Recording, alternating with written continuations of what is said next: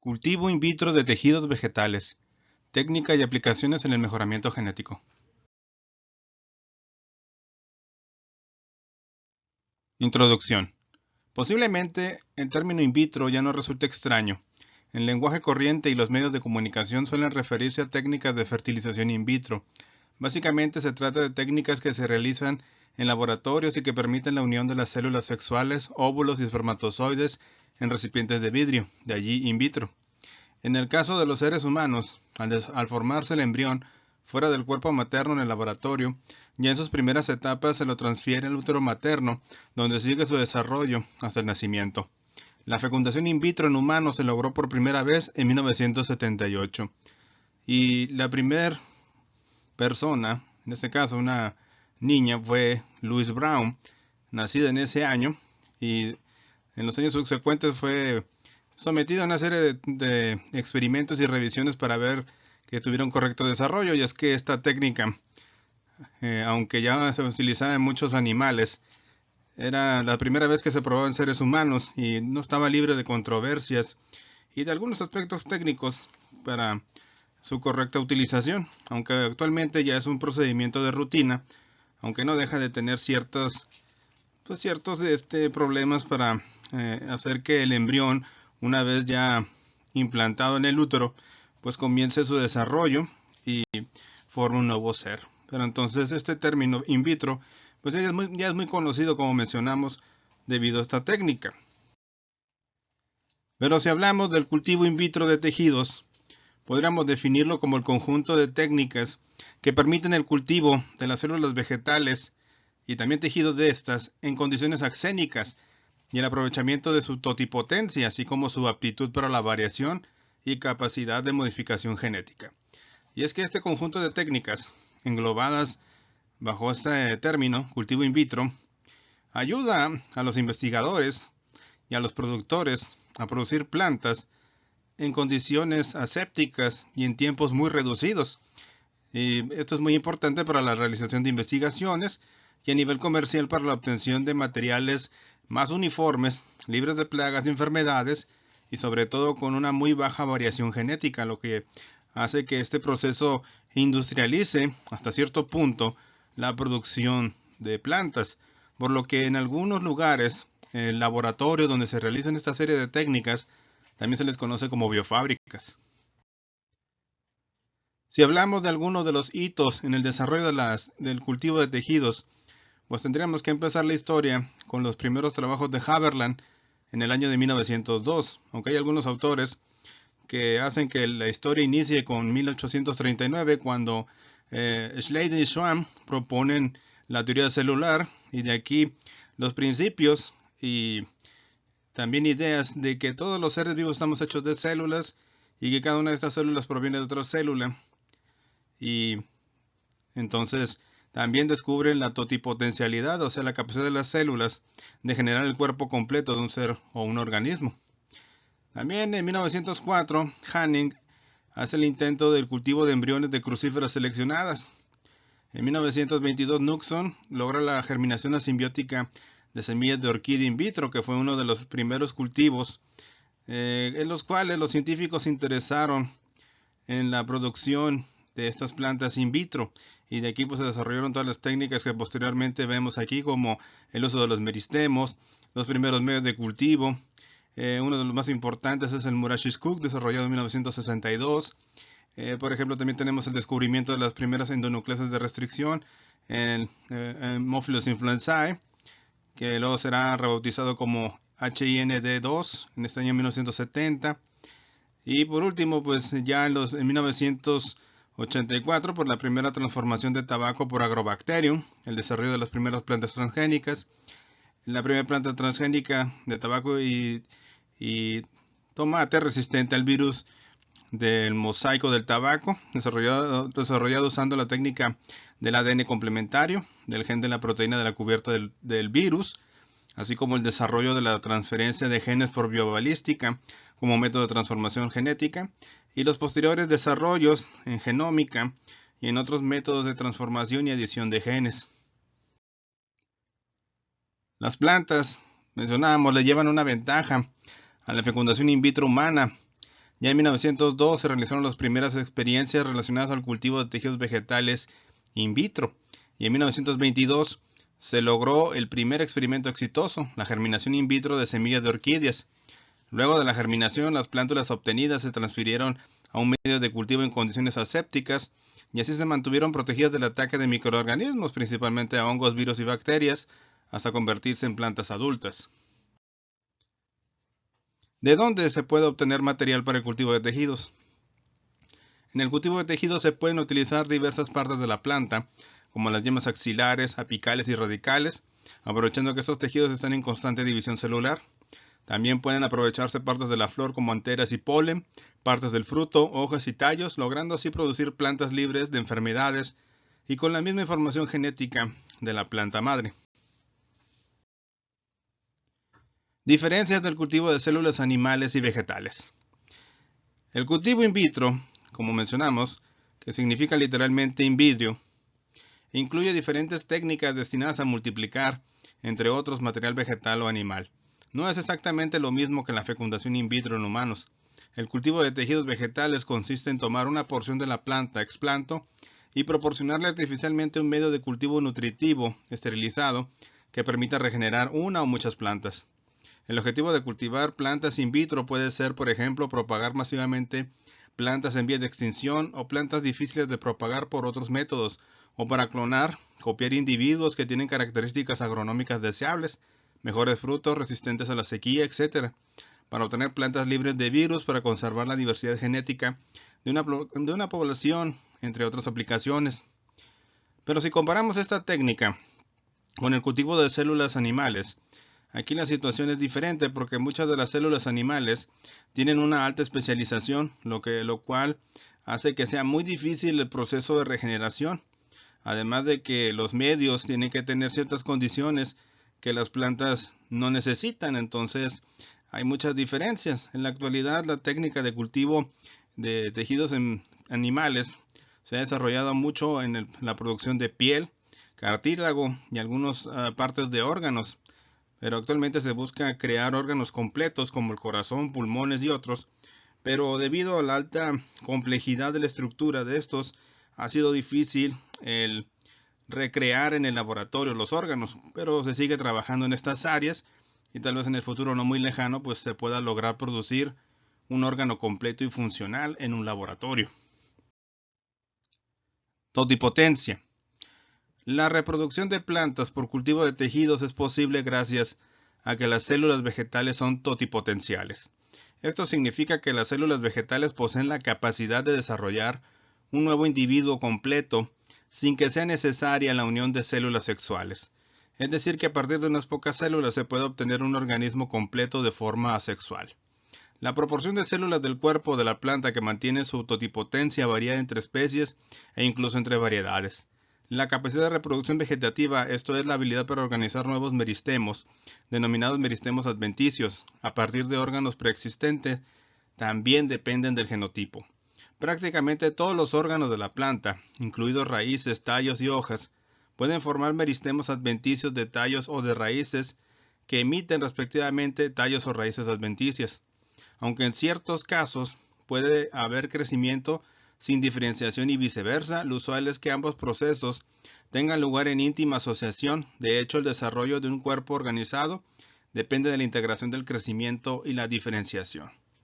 Si vemos nosotros las etapas por las cuales puede pasar las células una vez extraídas de la planta donante, pues podemos ver que podemos obtener microesporas o gametos y a partir de ellos inducir la llamada embriogénesis, que es la producción de un embrión, y ahí de este proceso inducir la regeneración de la planta.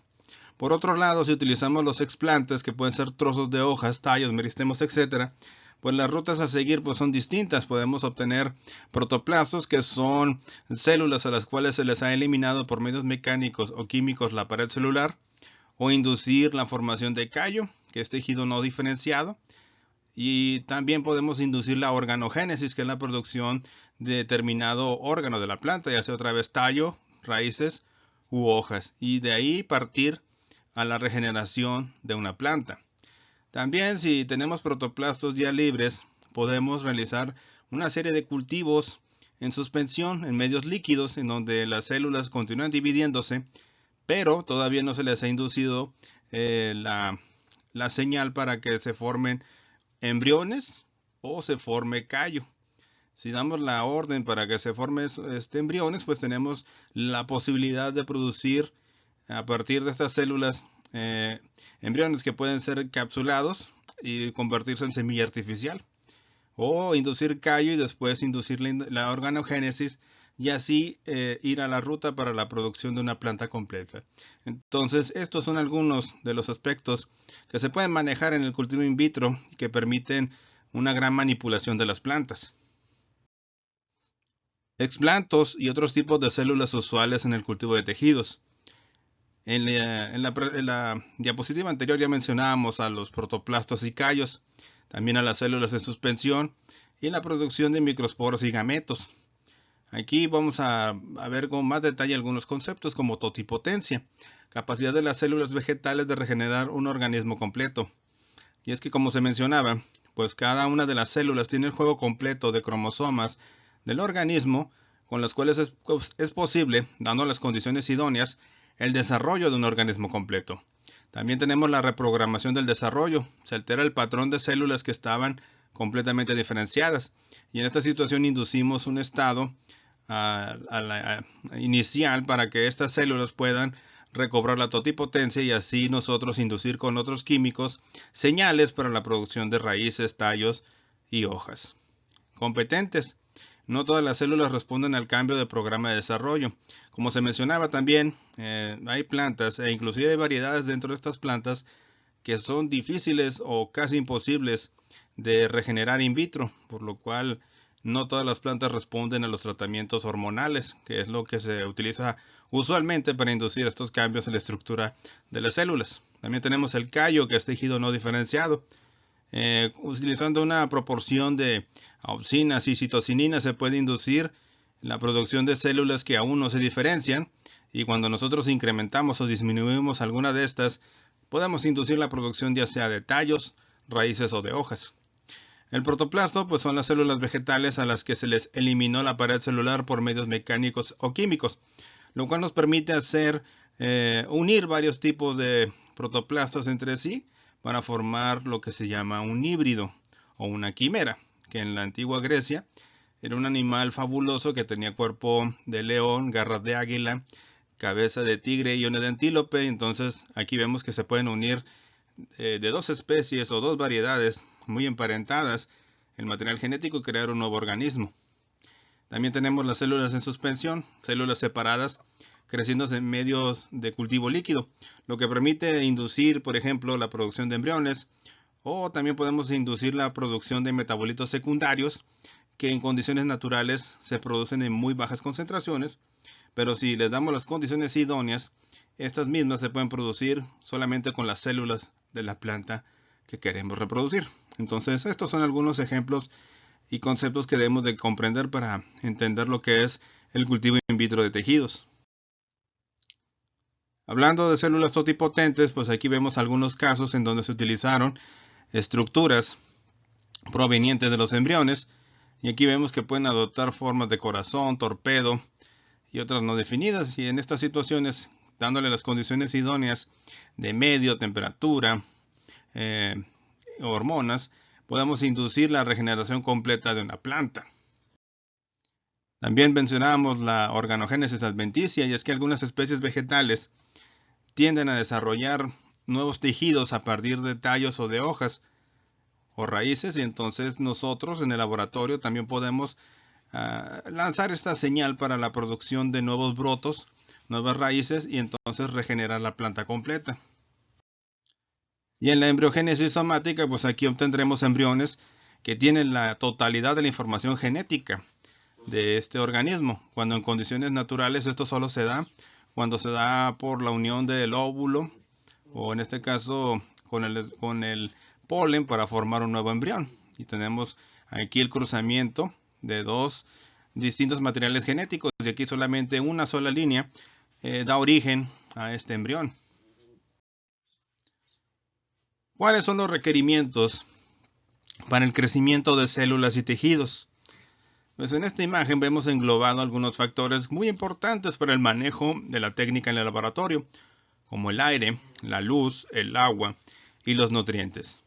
Son las mismas condiciones necesarias para una planta que crece en campo, solo que en esta situación nosotros somos los que controlamos estos factores ambientales. Y es que las plantas están encerradas en un medio que tiene que estar estéril y libre en su mayor parte de esporas, ya sea de hongos, bacterias o la presencia de partículas virales para poder desarrollarse de forma correcta. Y a pesar de que vemos que tienen una envoltura de aluminio en un caso o una tapa de plástico encima, esto permite hasta cierto grado la entrada de gases al interior del frasco. También es muy importante la cantidad de luz y la intensidad de la misma, porque estas plantas también tienen el fotoperíodo igual que sus plantas madre. Entonces en el laboratorio debemos de darle las condiciones de luz idóneas, ya sea usando lámparas o utilizando en este caso tragaluces para darle la luz necesaria a la planta. Otra cosa también importante es el agua y los nutrientes. En este caso suplen la función del suelo y se convierten en sustratos. Hay una amplia variedad de medios de cultivo que se adaptan a casi todas las plantas conocidas por el hombre, que tienen más o menos la misma concentración de nutrientes, pero hay algunas situaciones en donde algunas plantas necesitan menos o más nitrógeno, fósforo o cualquier otro micronutriente o macronutriente. Y por lo tanto, pues la composición del medio de cultivo dependerá del objetivo de la producción y del tipo de planta que se esté utilizando. Pero en general estos 4 factores son los más importantes a considerar cuando uno está trabajando cultivo in vitro de tejidos. Si hablamos de la composición de un medio de cultivo, pues mencionamos que uno de los principales componentes es el agua destilada, que representa el 95% del medio de nutriente. Esta agua, como lo mencionamos, debe ser destilada, no debe tener sales.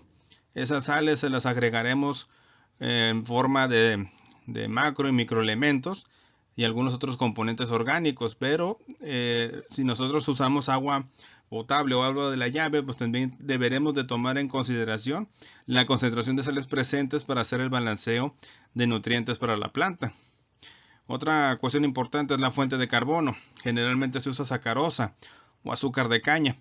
La fuente de carbono se necesita porque los explantos no son completamente autótrofos y no pueden cubrir sus necesidades con la fotosíntesis que pueden realizar in vitro, dadas sus pequeñas condiciones ambientales. Otro componente importante, ya lo mencionamos, son las sustancias inorgánicas, los macroelementos, nitrógeno, fósforo, potasio, calcio, magnesio, azufre, y microelementos como el hierro, cobalto, zinc, níquel, boro, aluminio, manganeso, molibdeno, cobre, yodo, en una proporción adecuada para la planta elegida. También debemos de contemplar el uso de las vitaminas, que ya formarían parte de lo que se llamarían los compuestos orgánicos, como las vitaminas del complejo B, como B1, B2, B6, ácido fólico, ácido nicotínico, tiamina, inositol, entre otras moléculas. También tenemos el uso de los reguladores y hormonas del crecimiento. Generalmente utilizamos mucho lo que son las auxinas como el 2,4-D, el ácido indolacético, citosininas como la benzilaminopurina, la ciatina, etc. Pero también hay protocolos en donde se indica el uso de gibberelinas, ácido abscísico y etileno, que tienen diversos efectos en el desarrollo de los tejidos desarrollados en el medio. También debemos de ver o contemplar el uso de sustancias poco definidas, sustancias que conocemos muy poco de sus componentes y de los cuales se utilizan extractos como los de levadura y extractos vegetales o extractos como la leche de coco, que tienen efectos en el desarrollo de la planta, pero aún son desconocidos cuál de todos los factores involucrados es el que tiene el papel más importante. Y por último tenemos los materiales inertes. Algunas veces se utilizan como soporte, y estos incluyen al agar, que es solamente el agente que ayuda a fijar el agua y los nutrientes que disolvemos del medio, azarosa, otros polisacáridos, lana de vidrio, papel de filtro, arena, etc. Todo esto solo funciona como un grupo de compuestos que ayudan a mantener la estabilidad del esplanto y mantenerlo soportado en pie. Si hablamos de medios de cultivo, uno de los más extendidos y utilizados en los laboratorios de cultivo in vitro y biofábricas Es el creado por Toshio Murashi y Folkes Cook en 1962, cuando publicaron su artículo en donde utilizaron tejido de tabaco y ese medio que ellos desarrollaron para su trabajo de investigación. A partir de ese año y hasta la fecha, el medio Murashi's Cook es uno de los más utilizados en los laboratorios por su versatilidad, además de las grandes modificaciones que se le han hecho para el desarrollo de muchas especies vegetales. Y es que este medio utiliza o se puede utilizar en dos formas, una solución inorgánica y una solución orgánica, en donde tenemos la presencia de cloruro de calcio, nitrato de potasio, nitrato de amonio, fosfato de potasio, sulfato de hierro, hecta de sodio, sulfato de manganeso, yoduro de potasio, sulfato de zinc, boratos, sulfato de magnesio, cloruro de cobalto, sulfato de cobre, molibdato de sodio. Eso es en la parte inorgánica. Y en soluciones orgánicas pues tenemos la utilización de glicina, minoxidil, tiamina, piridoxina, ácido nicotínico, etc. Aquí, como pueden notar ustedes en el título, dice que es un medio modificado. Sí, porque en algunos experimentos y trabajos se puede prescindir de la parte orgánica y solamente trabajar la parte inorgánica. Eso sí, en todos los medios de cultivo que uno realice siempre necesitarán una fuente de carbono, que puede ser la sacarosa. ¿Por qué? Porque las plantas que sembremos in vitro en el laboratorio no son capaces de realizar la fotosíntesis, son organismos heterótrofos, entonces necesitan de la fuente de carbono que nosotros le proporcionemos por medio del azúcar.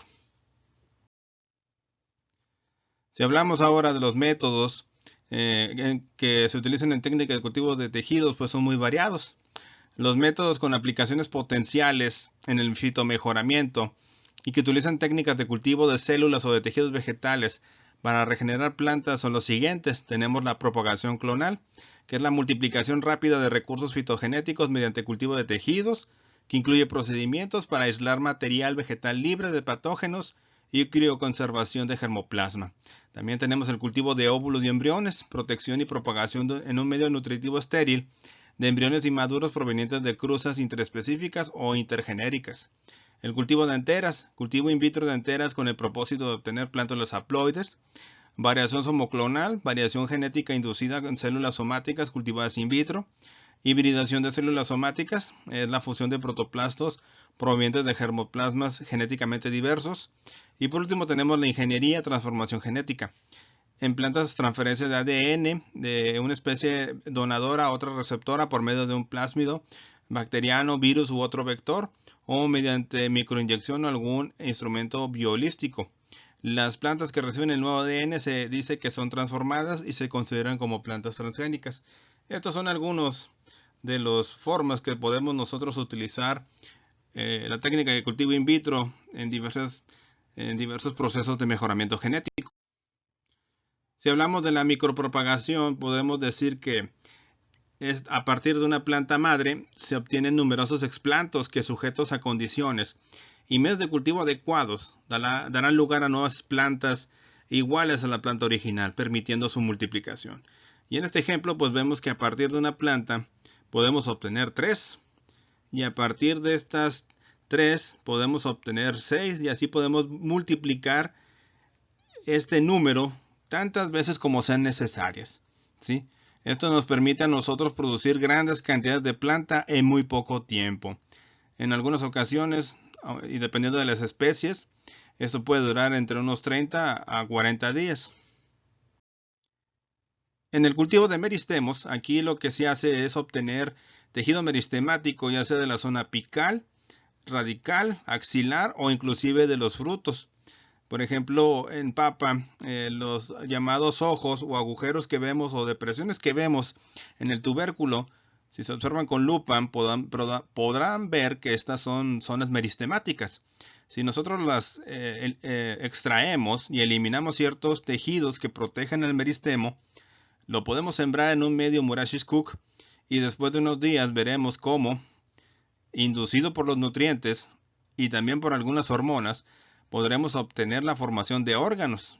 Dependiendo de la concentración de ellas, podemos regenerar tallos y hojas o regenerar la planta completa.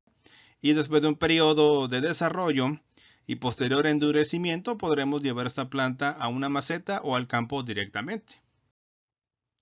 Otras técnicas también usadas en el cultivo de tejidos es el cultivo de células y órganos vegetales. A partir de un explanto se pueden extraer o establecer cultivos de células para producir compuestos de interés o para obtener embriones somáticos y semillas artificiales, entre otras aplicaciones. Aquí tenemos dos ejemplos. Tenemos la regeneración de violeta africana por medio de hojas. Aquí vemos que a esta se les indujo la formación de callo. Y entonces si dividimos estas células podemos obtener nuevas plantas de esta flor. O también podemos utilizar la técnica de embriogénesis para producir embriones somáticos. Y una vez maduros poder envolverlos dentro de una cápsula que puede ser de alginato de calcio con un poco de nutrientes y ser utilizadas como semilla artificial, que es una técnica muy utilizada sobre todo en la reproducción de árboles y muy aplicada en la industria maderera de Canadá. O podemos continuar con estas células separadas y en suspensión en medios líquidos, teniendo el cuidado de estar renovando este medio cada cierto tiempo cuando se aumente el número de células o se produzca la cantidad adecuada de metabolitos secundarios, que hay que recordar muchas plantas producen compuestos de interés económico y comercial, pero lo hacen en cantidades muy pequeñas. Entonces esta técnica nos permite en muy poco tiempo obtener esas materias primas a bajo costo. El problema aquí es la asepsia y el mantenimiento del medio, el medio nutritivo para hacer los recambios y mantener la producción en marcha. Aquí vemos un ejemplo de un protocolo de cultivo de células de zanahoria. A partir de una raíz de la planta de zanahoria podemos obtener un conjunto de células, las cuales introducimos en un medio de cultivo. Después estas células, ya una vez multiplicadas, las podemos separar y tenerlas en suspensión en otra solución nutritiva. Después, dándole ciertas condiciones ambientales y de señalización, induciremos la división y la producción de embriones, los cuales posteriormente podemos sembrar en otro medio de cultivo para que éstas maduren y crezcan como plantas, y a su vez, una vez ya desarrolladas, comenzar el proceso de endurecimiento y así obtener en campo o en un invernadero una planta completa, en este caso de zanahoria. Pero un hecho muy importante para el cultivo de tejidos es la obtención de cultivos axénicos. Habitualmente se dice que los cultivos in vitro de tejidos vegetales se realizan en condiciones de asepsia o de esterilidad. Asepsia indica que se han eliminado la mayoría de los organismos vivos, mientras que la esterilidad indica ausencia total de todo organismo vivo. En general, sin embargo, se admite la utilización del término esterilización del material vegetal. Para cultivar in vitro tejidos vegetales deben eliminarse todas las fuentes de contaminación. El término esterilidad en este caso indicará que se han eliminado todas las formas de vida excepto el material vegetal. En algunos casos concretos también interesa que otros organismos convivan en el explanto. Por ejemplo, bacterias portadoras de determinados plásmidos durante un proceso de transformación genética. De todos los pequeños organismos que pueden asociarse a una planta, los mayores, nemátodos, ácaros, etc., quedarán eliminados al tomar y limpiar el material vegetal. Las partículas que precisan introducirse en las células para realizar actividades metabólicas, tales como virus y equivalentes, no se pueden eliminar por esterilización. Los microorganismos susceptibles de ser eliminados por esterilización son los hongos, levaduras y bacterias de cualquier tipo. El material vegetal es esterilizado en superficie. Cualquier organismo que se encuentre en su interior, tales como las bacterias endógenas, permanecerá y podrá producir problemas de contaminación posterior. En el mejor de los casos, se controlará mediante la adición de antibióticos al medio de cultivo. Pero ¿qué sucede cuando no tenemos las condiciones de esterilidad y asepsia que debemos de tener en los cultivos? Pues suceden casos como los que vemos en las fotografías de la parte inferior. Vemos la formación de hongos, también vemos la crecida también de bacterias de diversos tipos, levaduras, y esto provoca daños severos al trabajo, lo cual provoca pérdidas de tiempo y de recursos, por lo cual antes de iniciar cualquier proceso de siembra es importante llevar a cabo de manera estricta las normas de esterilización y asepsia. Entonces, ¿qué hay que esterilizar?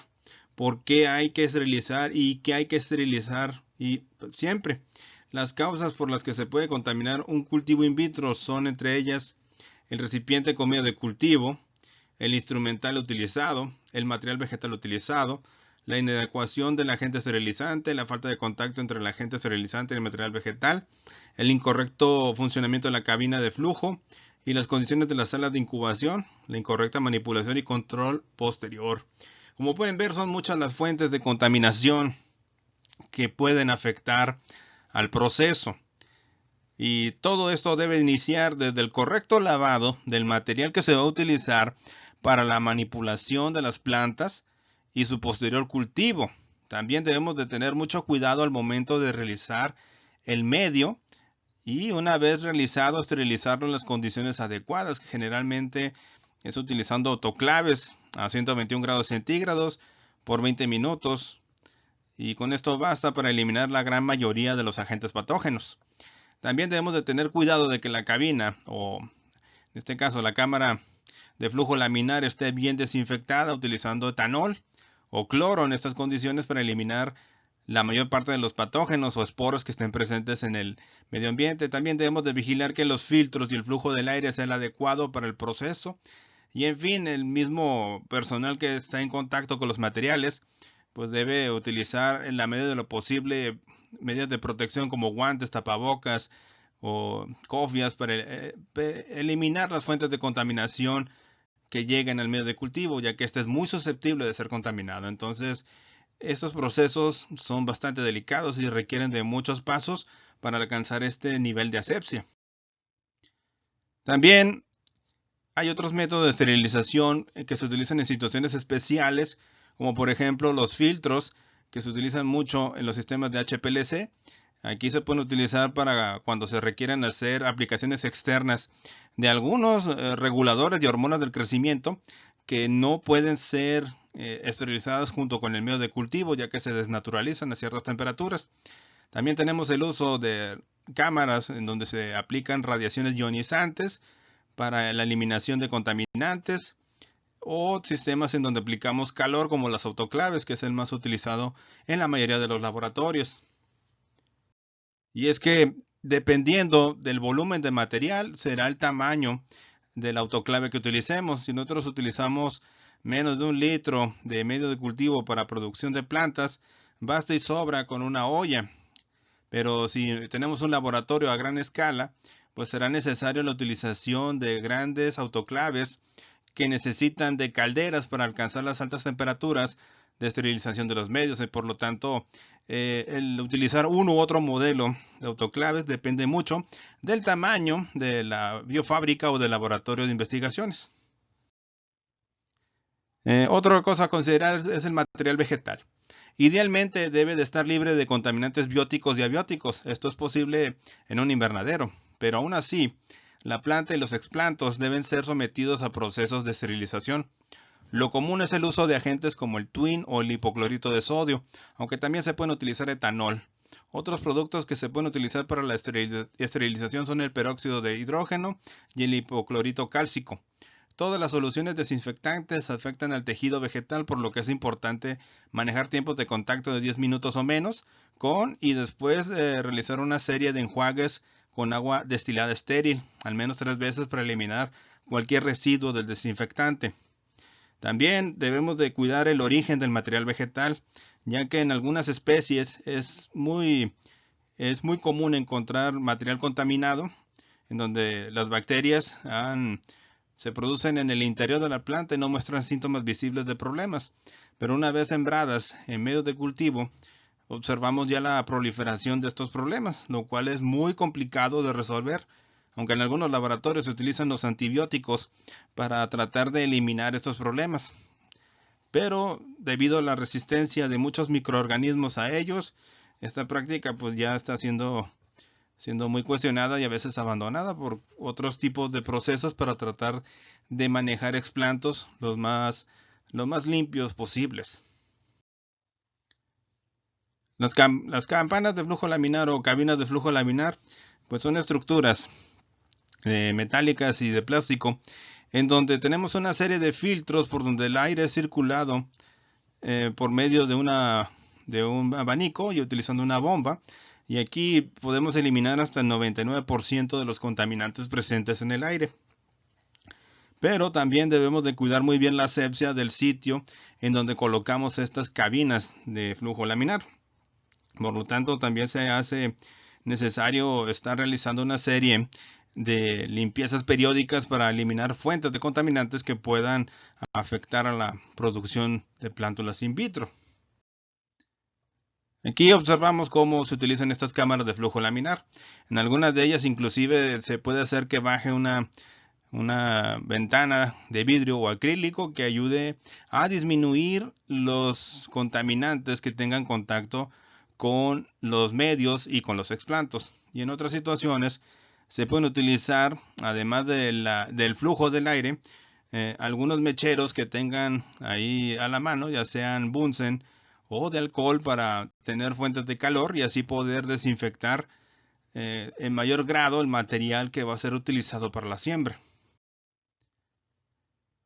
Y en otros laboratorios inclusive se puede utilizar guantes de látex para aumentar la asepsia en el manejo del material vegetal. En estas situaciones lo que se recomienda es tener un mayor cuidado al momento de realizar los cortes y la esterilización de manos y otros instrumentales, ya que estos pueden, si no se tiene el cuidado debido, prender el látex de los guantes y provocar serias quemaduras en los operarios.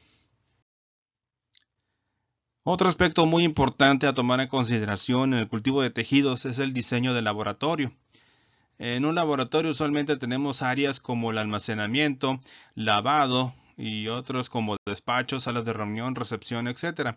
Estas zonas, que son las más externas de una instalación, pues son las que tienen menores medidas de control de contaminación y por lo tanto pues podemos nosotros en estos lugares no tener medidas tan restrictivas como son las zonas de preparación y esterilización de medios, las zonas de transferencia o el área de incubación, donde estas condiciones de asepsia deben de ser lo más altas posibles, evitando en lo posible la entrada y salida de personal que no esté debidamente acreditado, que no esté debidamente protegido o esterilizado, y procurando también tener las condiciones adecuadas de crecimiento para las plantas.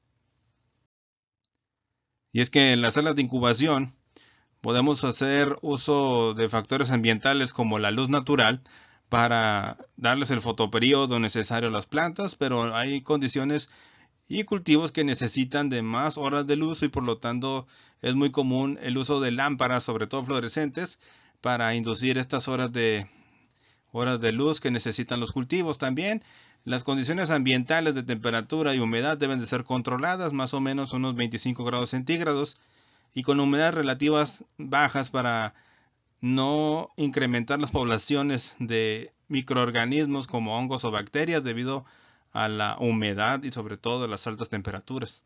Como pueden ver, son muchos factores los que se deben de tomar en cuenta en las técnicas de cultivo in vitro, lo cual, pues si se siguen las reglas, permiten producir grandes volúmenes de plantas y con niveles de contaminación más que aceptables. En algunos laboratorios que tienen mucha experiencia en estas técnicas pueden llegar hasta tener un 99% de producción de plantas libre de patógenos. ¿Sí? Eso se logra con mucha experiencia y mucho trabajo. No es un hecho que suceda de la noche a la mañana, pero no es algo imposible. Y ya casi para concluir, aquí veremos algunos ejemplos de transformación genética vegetal, en este caso la tomata y el lápiz de labios biológico, algunos ejemplos de proyectos que utilizaron la técnica de cultivo de tejidos para llegar a estos productos. Una posibilidad de modificar células vegetales de forma biotecnológica es la fusión de protoplastos que ya hemos mencionado en otras ocasiones. Se funden entre sí células de protoplastos desnudas mediante productos químicos como el polietilenglicol o mediante impulsos eléctricos. Ya se han logrado realizar cruces entre especies solo emparentadas lejanamente de forma taxonómica, híbridos somáticos, mientras que no era posible realizarlos por métodos de cruzamiento naturales. El primero fue la tomatata o tomata, un cruce de papa y tomate. En la parte superior de la planta debían madurar tomates y en los retoños subterráneos tubérculos de papa. El experimento lo logró realizar con éxito por primera vez en 1977 George Melchers en el Instituto Max Planck de Biología de Tübingen. Sin embargo, la tomatata no produjo papas auténticas ni tampoco tomates auténticos. Las causas posibles podrían ser que en tales híbridos no naturales, las divisiones celulares funcionan de forma típica. En el Instituto Max Planck de Investigación de Cultivos de Colonia, Inka Lewin, Dorr y la empresa Greentech desarrollaron una tomatata en 1994.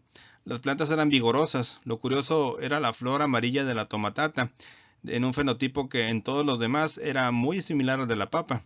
Normalmente en las papas la flor no es de color amarillo.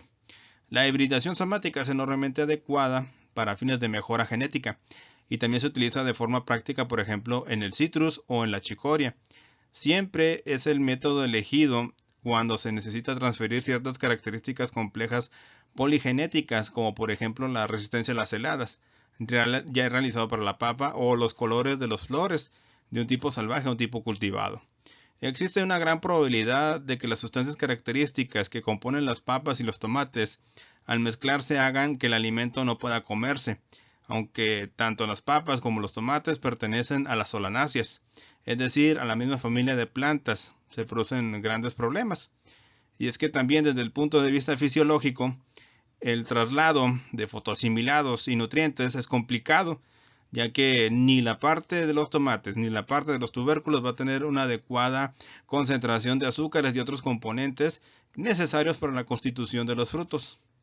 En años posteriores se ha logrado esta unión entre un tomate y una papa, utilizando técnicas de injerto, que como ya se mencionó, estas dos plantas, al ser de la misma familia botánica solanáceas, esto es posible, ya que en otras especies como las cucurbitáceas es muy común la producción de portainjertos, en los cuales se injertan variedades comerciales, ya sean de calabazas o melones, y otras especies emparentadas como el pepino, que logran soportar mejor factores ambientales como el suelo o metales pesados, cosa que no harían las variedades comerciales que comúnmente consumimos. El otro ejemplo, la chiconina, una barra de labios convincente y sin química, hecha de colorante puramente biológico, ya conocida en la antigua medicina china para las mujeres modernas, un producto japonés de alta tecnología. La barra de labios biológica fue la estrella del mercado de la cosmética. En pocos días, en 1985, se vendieron en Japón 2 millones de unidades, a pesar de precio orgulloso de 3.500 yens, aproximadamente $29 hoy en día. El anuncio publicitario correspondiente utilizó el resentimiento de los japoneses contra los productos químicos, su conciencia de lo tradicional y el orgullo que sienten por sus rendimientos en tecnología de punta. El colorante rojo de la barra de labios es un producto biológico auténtico, la chiconina, un compuesto de la nastoquinona, un medicamento utilizado durante siglos en la antigua medicina china, que se obtenía con dificultad de las raíces de la planta de chiconina, Litospermum erirosin. Se tardan entre 3 y 7 años hasta que la planta ha concentrado como máximo un 2% del principio activo en sus raíces. En la medicina tradicional se utilizó chiconina contra las enfermedades bacterianas y las inflamaciones. Los japoneses importaban anualmente de China y Corea del Sur 10 toneladas de materia prima de chiconina a unos $4.500 el kilo. Para un producto tan caro valía la pena intentar cultivar las células vegetales que producen chiconina en una solución nutritiva. La empresa de Tokio Mitsui Petrochemical Industries lo consiguió con gran éxito. La idea genial de venta la tuvieron después los directores de la empresa de cosméticos Kanebo. El espléndido color es enormemente adecuado para barras de labios y colorantes, colorete. El truco era que el color no solo se producía de forma biológica, sino que además protegía contra las bacterias y actuaba como antiinflamatorio. En primer lugar, se cultivaron líneas celulares de células de Litospermum que producían un mayor contenido de chiconina, del 12 al 15%, peso en seco. Se cultivaban las células en un medio de crecimiento y se mantenían después en un medio de producción. Optimizando el medio de fabricación, la productividad aumentaba 13 veces.